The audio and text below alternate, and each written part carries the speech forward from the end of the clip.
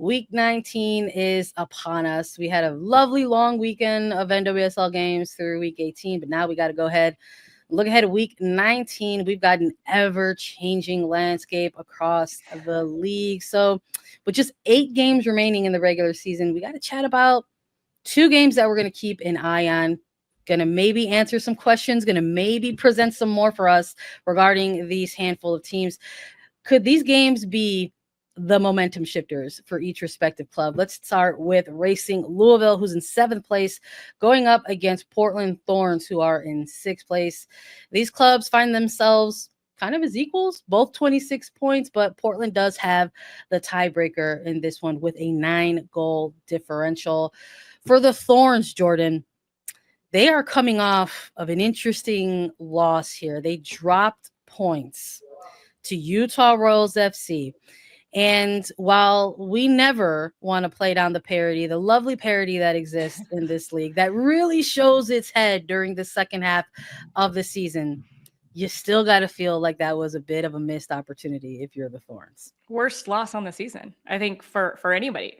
Portland had gone 10 undefeated at home, and then they lose to Utah, who isn't like barely scoring goals. And you got to credit Utah for a lot of the things they did. And I think that's maybe the biggest thing that I'm going to talk about as to what Portland can do better in this Louisville game is Utah just mucked it up, right? They made it difficult for Portland to have any kind of rhythm. And if you're looking at identities in this league, who does that best? It's this Louisville team. They are the best against the ball. They have an identity of pressing, of making it really difficult on teams with the pressure they have, not only high up on the field, but the numbers and the way that they can win the ball back in the midfield.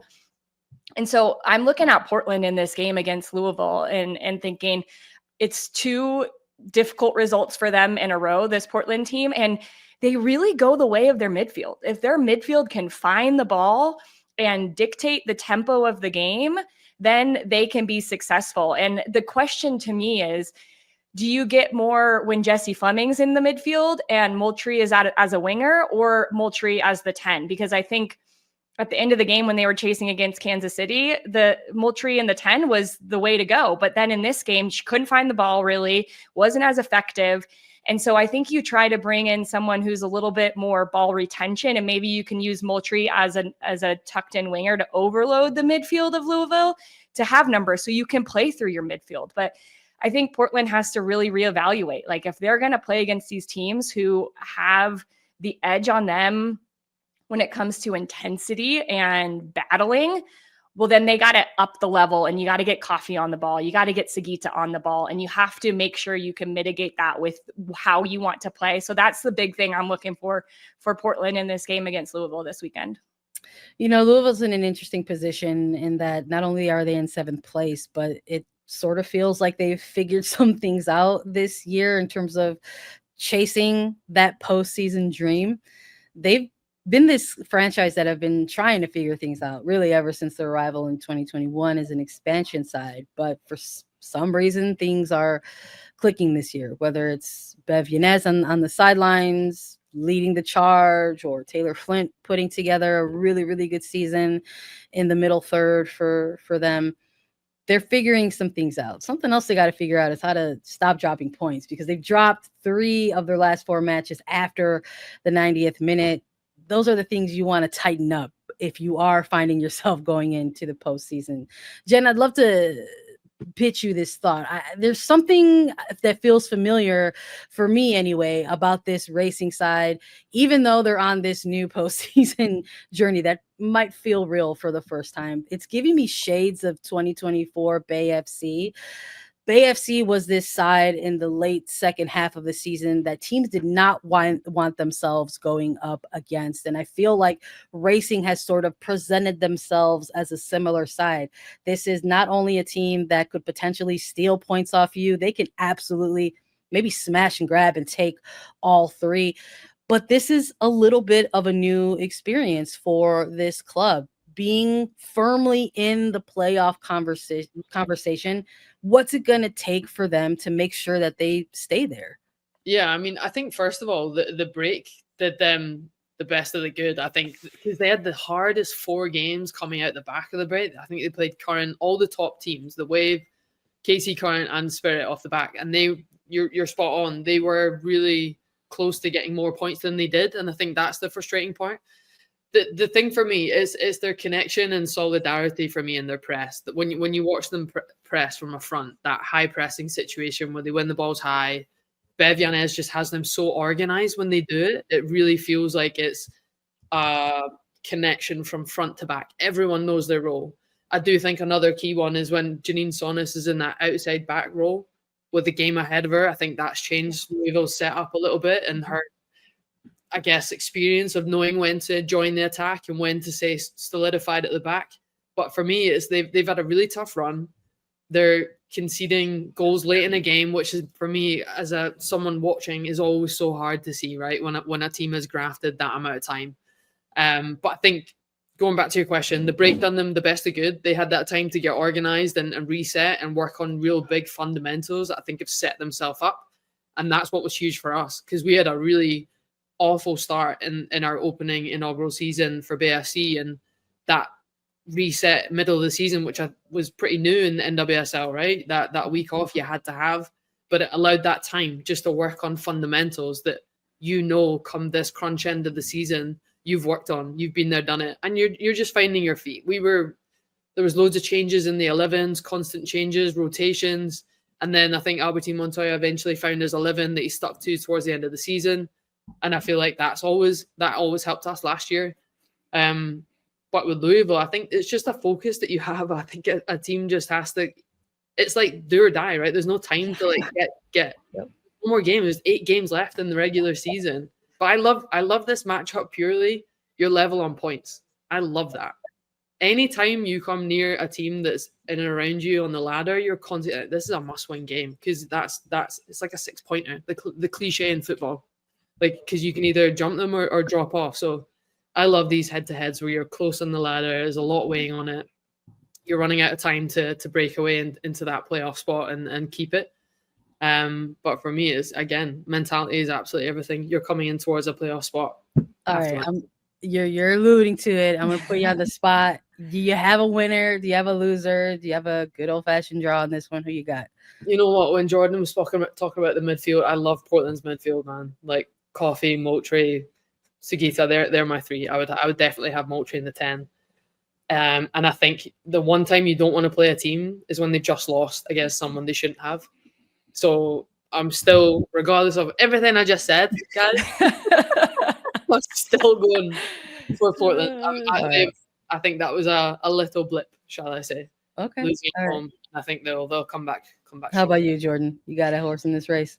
Oh, I do think, thanks to the chat, because they reminded me that there's no Taylor Flint in this game due to yellow card accumulation, which that really big. That's huge. She leads the league in interceptions.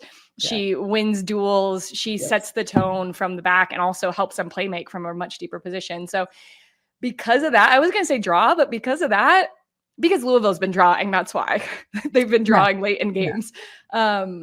Because of that, I think Portland is going to find an answer, and on the road, it's going to be a really difficult battle. But I feel like Portland, after back-to-back losses, which doesn't happen very often, that this team is just going to be really hungry for a big result.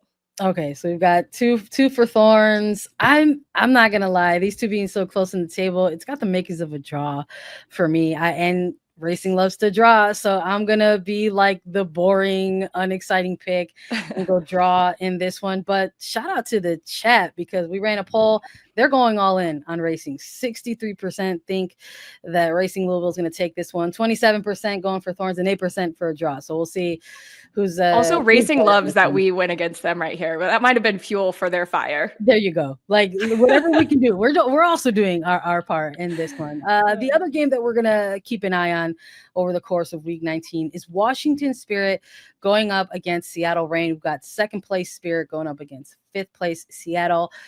They're separated by 5 points, and that might seem like a lot at this point in the season, but with 8 weeks remaining, anything can happen. Jen, Seattle they're showing a little bit of that defensive prowess, I feel, in this second half of the season. Laura Harvey is showing that she's not intimidated and has enough confidence in her roster to make adjustments as she feels necessary. But wins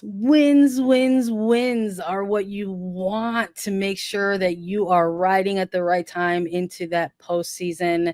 Is this the game that Seattle gets the 3 points? I don't know if this is the game that they get it, but the key was in the defense, like what you said, to concede 4 against Portland, 3 against Chicago. Their whole focus had to be on I'm a defender, center back. I still at present, I should say, was a defender. But like you always will be a defender, Jen. I appreciate you can't let it go. Even if I'm playing 5s pickup, I'll yes. still at the back. No, the whole focus after that would be like, right, if we're still scoring goals but funneling that many, has been on keeping shutouts. I think the biggest thing for them was the tie against Wave. 0-0, a shutout. That's huge for them. Okay, they didn't come away with 3 points, but when you're coming up against Spirit, when watching them against Chicago, the threat that they posed, I think they should have got 3 points against Chicago for sure. Everything was coming through Trinity Rodman down that left-hand side. I think the first glimpse of her being like back to her best and the Rodman that we're used to seeing. So for Seattle, confidence-wise, to get a clean sheet against a very good Wave, who have been great all season. But I still think Spirit have the quality. They just need to convert. They created so many chances early on against Chicago, just didn't convert. But if you give Spirit that many chances, they will eventually. So I'm still going for Spirit on this one. But Seattle needs to take a lot of confidence going in with a tie, a shutout tie against Wave previously. Because they need to be defensively on their best form. I feel like coming off of draws for either team, it sort of feels like this game could be a bounce back game for either team. Does it feel more like that for the Spirit for you, Jordan? Yeah, you guys, I'm just not convinced Seattle is going to generate enough chances. They've consistently been lower than 1 XG in their games, and it's just not good enough to be a team that pulls away wins in this league. So you're hoping you win 1-0 against a Spirit team who has, this is a little teaser. I'm going to talk about them in just a couple seconds. I just don't think that Seattle is going to be able to withstand. They're going to have confidence. Yes. From this last game, I agree with Jen, but I think the Spirit are on an upward trajectory and they're starting to figure out how the pieces fit together. So it's going to be a bounce back game. And I think it's going to be the Spirit finding a result. I think I need to see a little bit on that availability report, and it's just too early in the week. Cop out. Yeah, I call it like you see it. Jordan. You're gonna give us another draw? I might give you another draw, buddy. Listen, I'm a little concerned about they're now leaving that game for the Spirit. You know, I think I'm in agreement as well, even though I'm the Chicago kid here. I'm in agreement as well that the Spirit let points go in that game. It was a match where they should have walked away with 3 points, but they simply didn't.